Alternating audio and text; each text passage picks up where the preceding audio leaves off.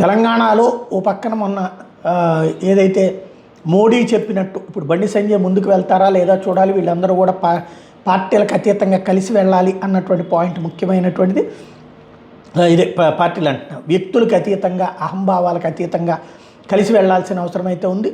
తాజాగా ఓవరాల్గా సర్పంచ్ ఎన్నికలు ఫైనల్ రిజల్ట్ తర్వాత చూసుకుంటే 754 మంది సర్పంచులు గెలిచారు భారతీయ జనతా పార్టీ మద్దతుదారులు. 1200 ఉప సర్పంచులు గెలిచారు. 11,000 మంది వార్డు మెంబర్లుగా గెలిచారు. పెద్ద పెద్ద నాయకుల సహకారం లేకుండానే. అంటే భారతీయ జనతా పార్టీ గ్రౌండ్ లెవెల్లో బలం వచ్చింది. బీజేపీని ప్రజలు ఆహ్వానిస్తున్నారు, అంగీకరిస్తున్నారు. నాయకులు విభేదాలు పక్కన పెట్టి దాన్ని అందుకోవడం ముఖ్యం. పార్లమెంట్ ఎన్నికల నాడు చూపించినటువంటి ఆ ప్రజా స్పందనని క్యాష్ చేసుకోలేకపోయారు నాయకులు. ఇప్పుడైనా సీరియస్గా దృష్టి సారించి సంఘటితంగా వ్యవహరించి పార్టీని అధికారంలోకి తీసుకురావడం అన్నటువంటిది దృష్టి సారించాల్సిన అవసరం ఉంది.